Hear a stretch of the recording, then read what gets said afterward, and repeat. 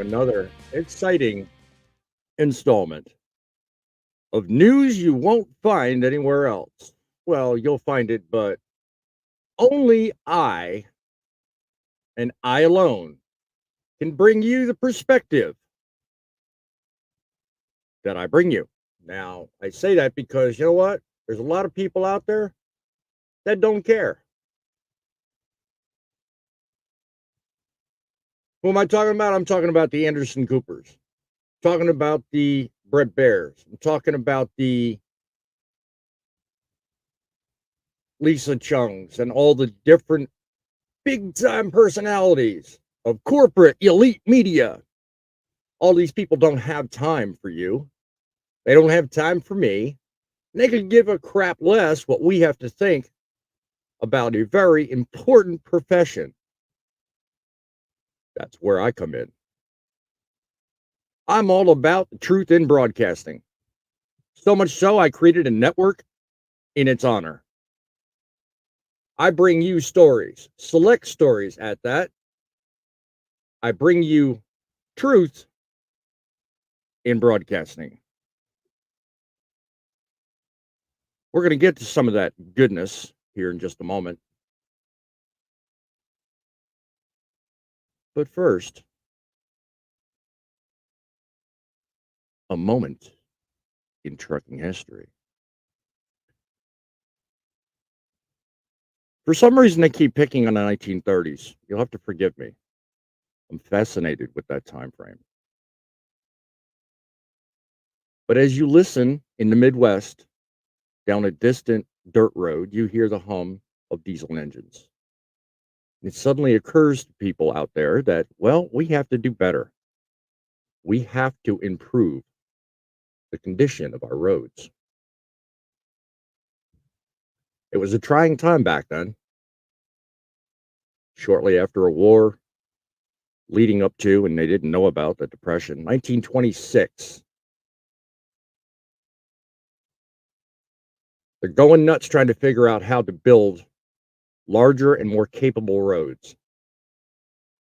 Construction of highways for smoother and more efficient transportation for not only cars and trucks was an up and coming thing. So the government and a lot of local municipalities took to a project constructing a highway that would soon go between Santa Monica, California and Chicago, Illinois.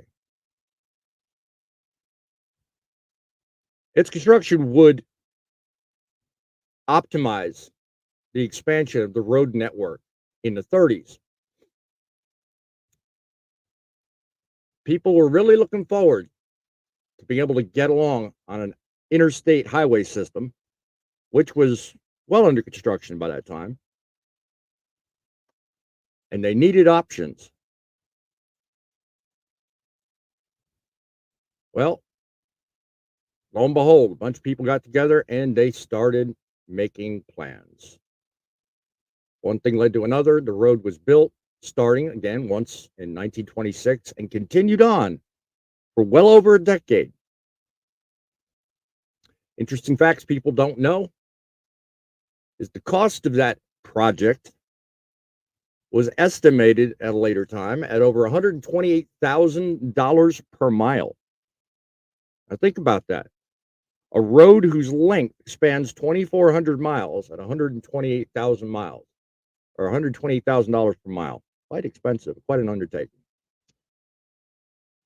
It's estimated the entire project cost $320 million for the route I'm talking about.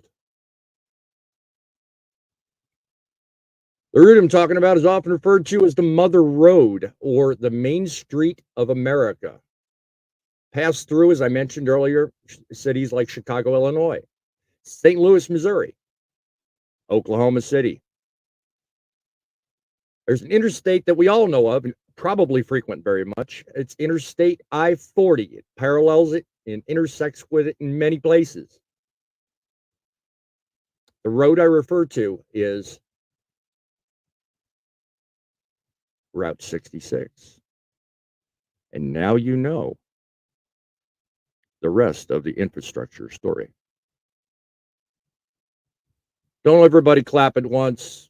If you're in the house, please give me a comment. Let me know. Comments I'll get to here in just a moment. Thought that would be rather interesting and entertaining. If that's why you tune in, I'm glad I made you happy. We also have a quite popular guest in the house. He's with us tonight. You know him and love him. He is by far the grumpiest codger in the Midwest. Probably knows more about Route 66 than I do. Let's welcome Frank, the grumpy old trucker. How you doing there, old man? The road. What about runs the road? right through my state. It does? runs Yeah. right through my hometown and my state. Well, God bless it. I guess I picked a good subject. You did. I did indeed. Well, Frank, give me just a second. I want to kind of update people on a couple of things real quick. Number one, and I'll leave you on screen. Number one, I'm doing this for one of two reasons, okay? One most important reason is I'm networking. I'm wanting to meet new people, all right? I extremely enjoy the idea of meeting new people, whether it is people in the trucking industry or whether it's people who are in the YouTube creator niche. I don't care. I so far have friends on both of those sides. To all of you, if you're in the audience, fine, welcome. I appreciate everything you're giving me. And if you are a trucker and you're just dropping in to see what this crazy maniac is saying every day, welcome. I enjoy the heck out of this. I really do. I love talking stuff. And you know what? Before we go any further, look, I don't know it all. If I say something that's wrong, needs correcting, needs tweaking, or just tickles you, you talk to me in one of two ways. You can email me here. Email is thatstruckingnews@outlook.com. Thatstruckingnews@outlook.com. Or you can call our studio, which will be below here, not before too long. Studio line 860-785-3547. 860-785-3547. All I'm asking for is supporters. I'm asking for your help. I'm trying to grow. So far, I seem to be doing all right. But you know what? It never hurts to ask. So let's take a moment, check out the comments. Let's see who's with us tonight. We have WCF Invader. Welcome, welcome, welcome. We have Fate Trucking in the house. Welcome to Fate Trucking. God bless you, my man. Thank you for joining us tonight. Griff USMC, one that's been showing up quite a bit. Welcome to you, my friend. Tolga. Oi, oi. Okay. I'm looking for a face I saw on one of my lives the other night. I played the intro music tonight just for you. I think her name was Ann Smith. I think she was from Scotland. So if you're in the house, let me know. Put something in the comments. WCF says, good day to Fate Trucking. Midlife. Oh, dude, I can't believe this. I can't believe this.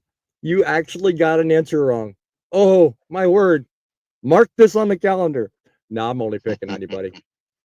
Because he comes back afterwards and corrects himself. He says, Route 66 or I-44. Good guess, though. I like that. Let this be a mark in the record books, though. I thought that was cute. All right. Tolga says, hi. Say hi, traders. I don't know what that means, but I'll entertain anything once. Griff MC, well, he tried guessing. There you go. Nice try. Driving with John in the house, in comments only, because he's in motion. So God bless him. He's got to do everything he can to stay safe. And yes, really, dear. Getting a hi from Tolga to Driving with John. We're getting a lot of back and forth. And we got Midlife saying, I did a TikTok on Tucumari on Route 66. I will look that up. In fact, if you guys are feeling froggy after my live, go ahead and check out Midlife Trucker. Good man indeed. Driving with John, Midlife Trucker. Of course, the grumpy codger in front of me. All of them are great people. And they were the creators I was talking about, as well as Fate Trucking. If anybody else other than the four I've mentioned, if you guys have channels, let me know in the comments. I'd like to make sure that you guys have the ability to put your channels, because I feel like we're amongst friends here.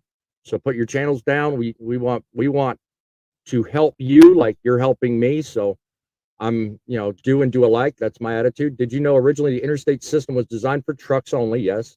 The idea was to separate truck traffic from cars safely and efficiently of the movement of commerce. Yes. And another fact that you probably didn't think of or add to it or have room in the comments for was that another purpose behind it was behind military transportation as well. That is somewhere in Wikipedia if you look that up. So, and Griff MC, he picked up that military transport system. Good for you, sir. That all of Route 66. Well, I don't know if he's asking about you or what. Route 66, as I said in the intro, is a 2,400-mile long roadway. Now, it's not an interstate, but at one time it was designed to be one. But because of the amount of traffic that was building after the 30s, once it was completed, they had to look into and eventually complete I-40 to subjugate traffic separately from that. 66 became a local only type thing, whereas I-40 kind of took over. So that much I do know about the interstate system. So that wasn't part of my research, but just good information I thought you'd be tickled to know about. Midlife says, actually, the interstate system was for military. Yes, sir. You beating me to it, guys. You beating me to it. So tell me about Route 66 in your state. Good old man there. Tell me about it in Oklahoma. Well, it runs from state line down to 40, and then at 40, which is it joins in there in Oklahoma City, and then it tails on out to Texas. So it's basically I-44 took it over, and then 40 took the rest of it over. So but it's sad because it put a lot of these small businesses out years ago when they built the interstate systems. That's the only bad thing about it. Right, exactly. Anybody in the audience, if you're feeling like you're free on your time, not driving, and able to join the conversation, if you're on my YouTube channel, Truckin' City Media, look at the top of the chat box. There is a pinned comment there. That StreamYard link will allow you to come on in and join the conversation, just like me and Frank, and partake in the goodness of information. That is for a couple of well-known panelists that have in the past. If you're not driving, of course, let's be safe about it. We're going to get back to some comments here in just a moment. What I'm going to do, however, is I'm going to start talking about today's news story. And of all the things I didn't do, I didn't put up something on the news story. So what I'm going to do is try to do a screen share. I don't know if that's going to work. We shall see. Because I got some points. I think it would be better for you guys to at least see something on the screen here. Isn't technology wonderful? Well, especially when I'm doing this all by just a click mouse pad or whatever the heck you call it. I mean, it's atrocious. I've only got 2 USB ports on this laptop, and they're both taken up. One with the camera, one with the sound. So guess what? I have to deal with the mouse pad, and it sucks. Anyway, right. Is trucking M&A at a tipping point? That is one story that I decided, well, you know what? I want to look at a little bit deeper. Okay. Because you know what? I've had on a few previous lives some discussions in the past on market news. In fact, my last 2, basically Frontlines and Market Media Matters, I've talked a little bit about it, but I try not to bore you with details. Instead, what I do is I go into the story and I actually pull out details that I think will serve you better than anything. And of course, one of the things they talk about in this news story is the difficulty behind contemporary conditions and companies being bought and sold out. Okay. That's one of the things that they cover. So, what do we make out of all this noise? Well, I'll tell you what I make out of it. All right. What I look at is some of the information in this news story. And I ask myself, does this negative deter potential sellers or attract opportunities for buyers when it comes to either starting a new trucking company or folding a current one? All right. Now, I got a good reason for asking, because I mean, every time you turn around, stories like this are floating around. And typically with the bigger news, not trucknews.com, they're pretty usually dependable. And I usually listen to everything and read it and believe it. But of course, I always corroborate every single thing. But it goes without saying, I mean, you always want to look deeper than the issue itself. So here's my question. When it comes to buying and selling a trucking business, what do you think about? I mean, if you're looking to buy, how crazy and how much attention are you paying to the markets? And likewise, if you're having that much difficulty, if you're living paycheck by paycheck and things aren't going to last long, what is the one thing that makes you decide, you know what? Maybe I should go back to driving for somebody else, or maybe I should just sell the truck and look for another line of work, whatever the case may be. Let's bring it up in discussion tonight. Let's see what you guys think. And we're also going to move on to some other tipping point style questions as well. Let me know what you think. Put it in chat below. Let's see what others do think and what kind of business we got tonight dealing with markets. And I'm trying to get this thing to show up right, and it's giving me headaches. There we go. That's the way I wanted it. A little bit of B-roll in the back. WC Invader says, yes, I read as well. We can thank the Nazis for the interstate system. Obviously not something popular to talk about. Yeah. Let's condense that to let's thank the Second World War, or not the second, the first. I'm confusing my times here. Let's just say it that way. World wars, military, and previous experience are definitely king of the road when it comes down to the reason our interstate system is what it is today. Good point, my friend.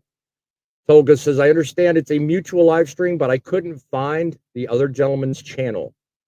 Can you legends share? What you're referring to, Tolga, is our Frontlines podcast on Wednesday and Wednesday and Saturday. We dual stream. I dual stream with Driving with John on only those days. Okay. On every other day of the week, I do Media Matters here, which is essentially the same show, but I kind of sometimes condense it down to a half hour. Just depends on what news story I'm covering and what kind of reaction I get from you nice people. So, but if you want a condensed version, we can always provide you with one every day, but Wednesday or Saturday. Wednesday and Saturday, it's Frontlines, and it's also on Driving with John's channel. Okay. Driving with John is the fellow that I do the simulcast with on Saturday and Wednesday. Saturday at 11 and Wednesday at 8. So that being said, Frank, have you ever in your life bought your own truck? Only under lease purchase. I've never purchased one purchase myself. Yeah. What were some of the things that prompted you to make the decision to get into and go through a lease purchase? What were some of the things you looked at? Well, I'd heard a lot that you could make good money and all that as an owner, and I thought, well, best way to do it would be a walk-away lease. So if something goes wrong, I don't have the pain of going on my credit and everything. So, yeah, that's what I'd say. I quickly learned that, lease purchase, if you're going to give it a shot, try that first, even though you're not going to be getting rich right away, and then get a taste of it. and then, if you got good credit, buy your own truck. Don't finance it through, a bank or anything. It's, like at the dealers, because I've heard a lot of stories about that also. Yeah, that can be that can be rather hairy, but it would probably interest you to know I bought my first truck at a dealer, Lone Mountain. They are a dealer. They are a finance company, and they are, capable of lease purchase. Fate Trucking probably knows that. Him and I got into a conversation the other night about that. Mm-hmm. I was set up good with, I believe, an adequate loan package. But one of the things that prompted me wasn't so much, the conversation you just had. One of the things that prompted me was actually seeing a lot of news coverage that said freight rates were on the rise. Because I got in 2016. Well, no, I got into the owner operator side of it around 2016. That's when I did it. And at that point, it was right there as the rates were starting to climb. And of course, between then and now, of course, they've, dipped and went back up a couple of times. So it's real hard to pinpoint it. But I remember looking at a lot of news coverage talking about, and it was specifically on YouTube. It wasn't national news because, Lord knows, the only time you hear anything out of national news is when it's big, when it's loud, and it's dangerous. That's the only time major news media acts on the trucking industry, anyway. But that was mainly my tipping point to make me decide, okay, it's time to capitalize on something. And looking back, it's a decision I'm glad I made because I did some wonderful things, met some wonderful people, and well, it led me here. So yeah, that's that. Wait a second here. Oh, that's him saying I've got it. Okay, no problem, Tolga. We're glad to have you here, and John will certainly be glad to have you there as well. All right. If you're out there, and this is just as a reminder to Tolga, if you want to check us out, Saturday at 11 o'clock. If you're out there, do take a moment, go down below, hit the like button. Please give YouTube the signals that this is a good show, especially if you like the way I open it. I'm really working on that. I mean, that takes research, that takes thought, but it's fun. Because I didn't tell a story the other night, and I think you guys will be tickled about this. Coming up with the research and figuring out all the stuff is kind of challenging because who don't use ChatGPT? I mean, come on. If you're a creator and you're looking to write up scripts and look up stuff, using ChatGPT can actually help you do the research. It can find articles, it can find things for you. So I went trying to do a lookup on ELDs because I figured that would be a cool subject matter for yesterday's opening. And I went with something else. I laughed hysterically for 2 hours straight because I sat here fighting with ChatGPT, trying to get it to understand the difference between an ELD and a damn E or LED. It was funny as hell. I was typing in ELD. It was giving me responses as if I was a scientist looking to design a neon graphite, blah, blah, whatever. I'm like, dude, wait a minute. It has nothing to do with trucking. It was a circular rabbit hole. It just had me laughing like Maybe crazy. you should have said electronic logging device. And you know what? I did. And it somehow thought I was talking about loggers. Now that's funny.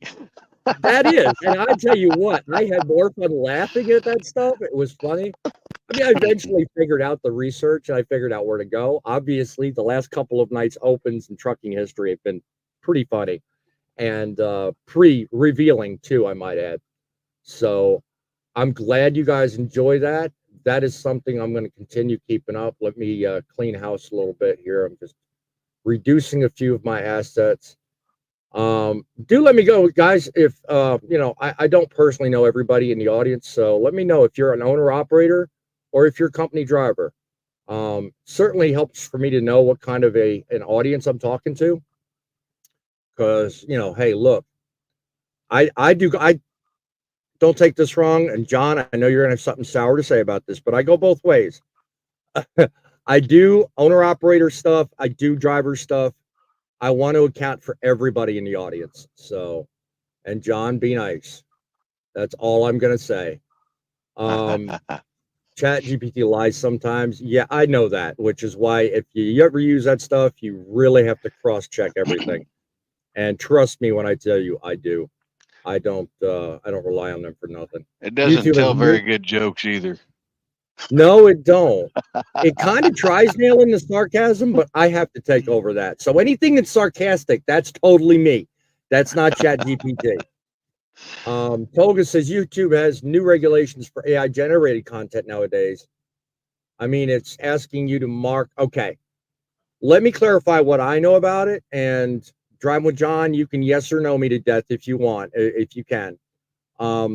My understanding with AI generated content is you got to be specific on that mark you're talking about. Only if the video you create alters a scene or makes someone other than you look like they're doing something and they're not. If it changes a time in history, a person or a place or a thing, you have to do that. Also, if you're using synthesized or altered voices to accompany people, then you have to. But if you use AI to write a script, look up information, do research, no, you don't. Because that fundamentally does not change the content. It helps you make it. It's an assist rather than a generator. There's a big difference. So, but good point, Toga. Thank you for bringing that up. WCF Invader says, and you guys think these autonomous trucks will be a thing? No. Yeah, because as he points out, the AI will have them running off cliffs at the speed of light. Bad enough they got them running all over Texas right now. Into Jersey walls all over the place. Oh, did I say that out loud? I'm sorry. The wife says, I am the CEO of a driver. You certainly are, my dear. You are my CEO every day of the week, every hour of the day. And I can't go any smaller than that. My brain hurts. But you are so right. Yeah, and Tolga agrees with me, at least what the user agreement says. Yeah. You got to kind of read between the lines, but I digress. Let's proceed a little further into this entire news story because I love the chit chat, but I want to make sure you guys are given value for what you're doing here. So real quick, let's talk about item number 2 on the agenda. Up for debate. Dude, get rid of your B-roll. There you go. Okay. In your opinion, how important is timing if you're considering buying or selling a trucking business? I've asked you in the you, Frank. What about you in the audience? What do you think is important when it comes down to deciding whether to buy a truck? And if you were going through that process, if you were considering it right now with the current state of the market being what it is, would you or would you wait? Let us know in the comments. Let us know. Call us in the studio line, 860-785-3547, 860-785-3547. Chat us up and let us know. We are certainly eager to talk about it. Franklin Frazier, your son, in the audience. There we go. And Midlife Trucker says, I don't have a wrench. Yes, you do, my friend. I think somebody just fixed that. Probably John from the audience. So yes, you are certainly deserved of that. WCF Invader doesn't have one. You are here on mine, so I'd like to give you one as well, because you have been along with me as well.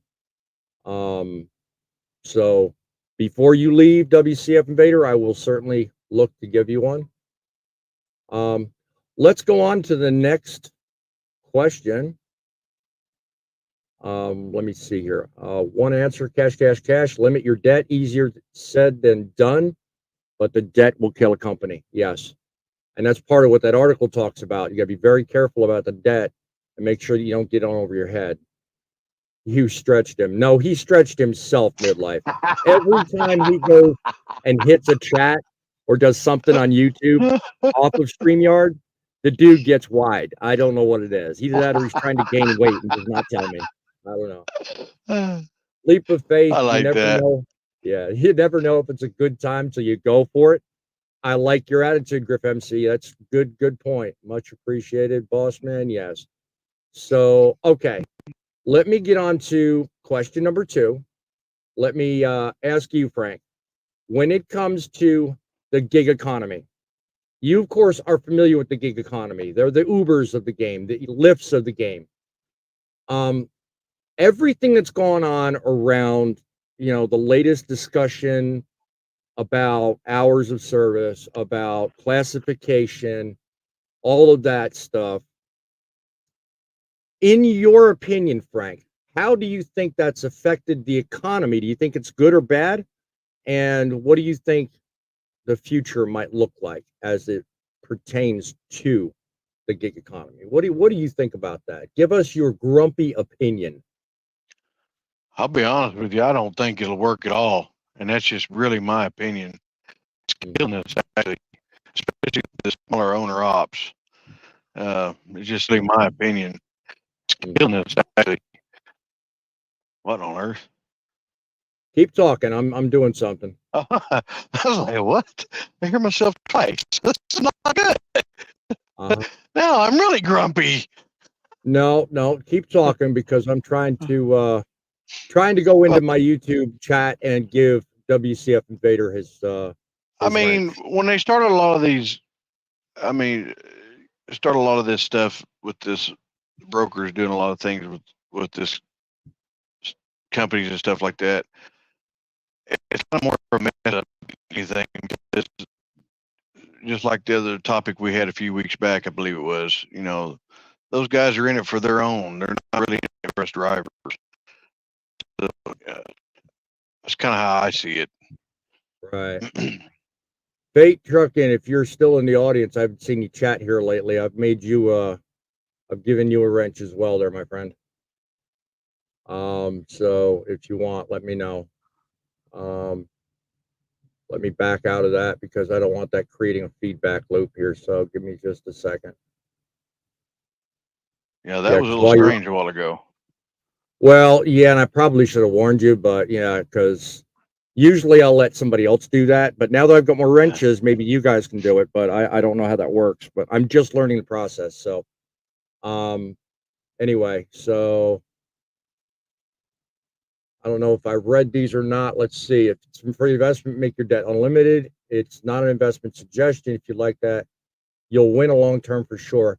But I don't even care for short term losses. Well, in terms of long term, back in 2017, the name of the game was actually working in my favor. So, as rates were climbing and the economy was starting to go in the upward direction, yes. But I don't think today it's quite that time yet. I don't know. You guys can put down in chat if you think it is.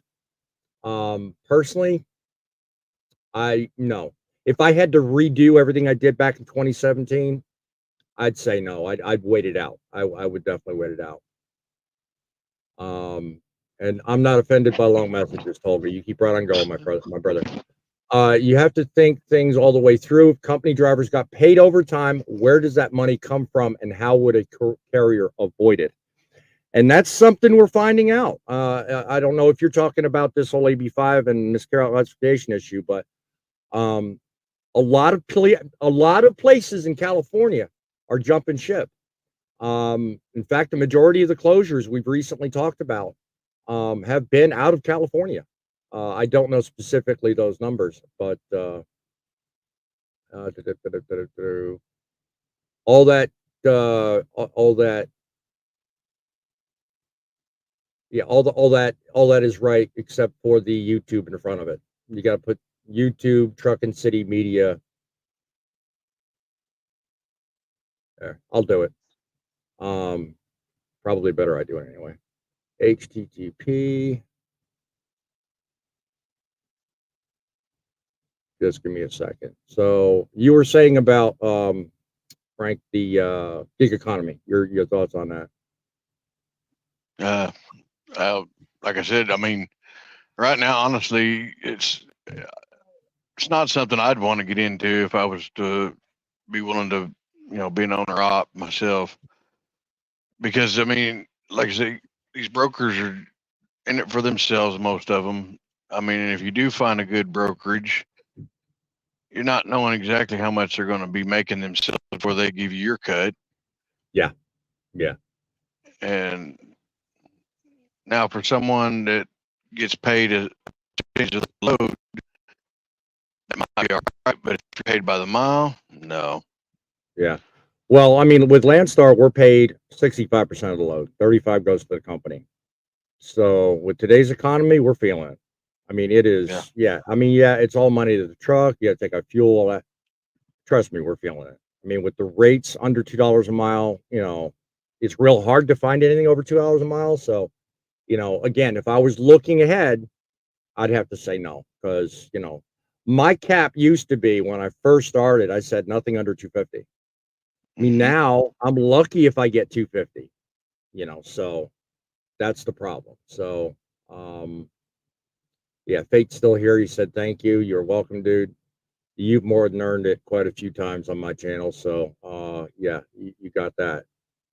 Not anymore. You don't. I don't know what he's talking about, but that may be something Tolga said earlier. I don't know. You no longer have to Mm. put all that. Oh, well. Oh, I know what he's talking about. Yeah, I prefer to do it that way just because it's all that. Because, I mean, the way that is, you need the at symbol. And if you do at, it throws you elsewhere. So I just make it simple. I just, usually I copy and paste, but hey, if I can talk Frank into just running his mouth for a few minutes, I can type. Even if it doesn't make sense. Right? There you go. There you go. All right, on to question number 3. Ba, ba, ba, ba, ba, ba. That is if I'm not going to get slammed by a flatbedder who don't know how to do his job. Hang on a minute here.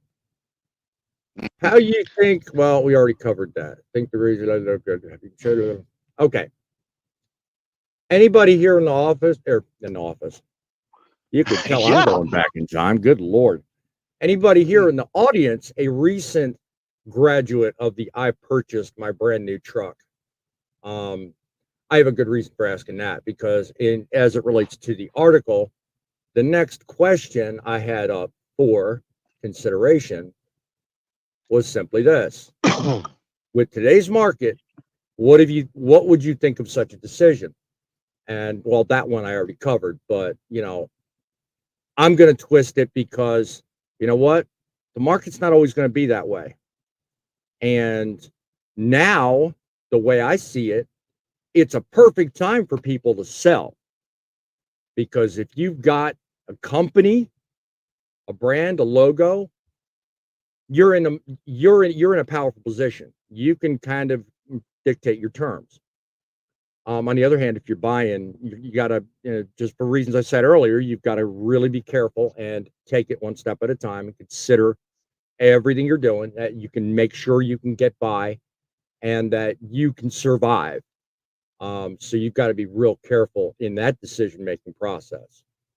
Um, so, I mean, I myself had a relatively easy time with my first truck, but what do you think in today's market? What do you think of a decision like that? Would you make it differently? Would you go a different direction? I mean, because the one thing we haven't talked about is, hey, maybe it's time to be a company driver. Maybe it's time to have somebody else bear the cost. What do you think, Frank? Myself, after learning from 2 LPs that have done the purchases, people in the audience to understand that, Mhm. I want to stay with company at least until I get closer to retirement, and then I may decide to drive for myself if I can find a cheap enough truck. Right. And who knows, by that time, it may be all EV trucks. Heck, I don't know. And then I say, forget it. I'm retiring You totally. you better hope for WCF Invaders for his sake it doesn't go all EVs. He says on the Yeah. comment, I'm on the build list for a new truck, end of 24 with delivery 25. No commitment required till later in the year. So, I mean, I have to ask you, WCF Invader, is that really a good call to do? I mean, considering everybody's push for electric and the future of diesel engines, what led you to making that decision? Put it down in the comments. I want to hear. I would like to know. Griff UFMC also is wanting to know what model. He wants to know what kind. Maybe we've hooked up a brother and a brother together. Who knows? But hey, when it comes down to trucks, I'm sold on Peterbilt. I am not so much Peterbilt. I like Peterbilt, but I like the Cummins Eaton transmission combination. That I've had on 3 different trucks. 2 were driven and owned by others. 1 was owned by me and operated, maintained by me. So all 3 trucks had very little issues. I say that generously because you know what? The first 2 trucks didn't have so many issues with after treatment. My last one did. Were it not for after treatment, I'd still be in a Cummins, Peterbilt, whatever. Right now I'm in a Freightliner. Obviously, you can see Cascadia. Curse it. Anyway, but I do prefer over Detroit. I prefer Cummins because I feel like the parts is a better prospect. They're cheaper, they're more available, they're easier to get to. I think they're easier to work on. So that's my take on that. Well, I'll say one thing to that. I do myself. We have similar there because it comes basically from the same corporation, Packard. Yeah. I like my Kenworth that I drove when I was with John Kirshner, but that old fart would basically set his trucks up to where they were good and comfortable. He didn't spare a nickel on them. So they had a couple of seats. You had your bed and all that. It was comfortable in it and all that. I mean, he didn't spare nothing on that. Right. But now with Freightliner, the last company I was with, the owner didn't like them Detroits. So he started ordering new ones in with Cummins in them. Right. So let me tell you, that's a real good dealer. Anybody wants a dependable engine, I'm sure you agree, and that's a cat, but that's expensive. Check your audio. Just make sure you're connected and you're good because you're occasionally breaking out and you're having interruptions in your audio. So just check that just to be sure. WCF Invader says Freightliner Cascadia debating on natural gas, but he's not sure electric won't work. Amen. Not enough power plants. I'm not making a decision till later in the year. All right. Well, smart. And I think that's a good show because you know what? A lot can change between now and later in the year. Economy, conditions, regulations, all of it can change in a blink. You can get the Cummins 15 with Eaton 12 speed automated in Internationals, Peterbilts, Kenworths, Volvos, and even Freightliners. Well, I didn't get much of a choice because this was already built and it was sitting on the dealership, so I had to beggars can't be choosers, But I see what you're saying, yes, sir. If economy is like this, then I'll be passing on it. Totally get that. Totally get that. Griff goes to say, I want to put a new Cummins in transmission in an 11387. Peter, trying not to put the crap deep. Thank you. Smart boy. Smart boy. That is the way to go. Unless the EPA comes down on you and says, no can do, sucker. Which they could, but because the only way you can get past that DEF crap and DPF stuff is if your engine build is prior to 99. So I don't know what you're doing on that, but you got to be real careful with the regulations. Bumper to bumper warranty, 7 years, 750. Yes, that's the way to go. Owner here at Cheeseman only orders Cummins on all his, regardless of make. Smart man, smart man. pass me a number in our private chat when you get a chance. So when I decide to look, I'll know who to call. And no, it's not Ghostbusters. Anyway, so yeah, that being said, let's spread the love. If you are new to my channel, please do not forget, go down below, hit the subscribe button. Come back and see me. I'm up here frequently. I try to be up here every night, but sometimes my trucking schedule forbids it. You know, like there's a couple of nights ago, I couldn't do it. So I just had to take what I could get.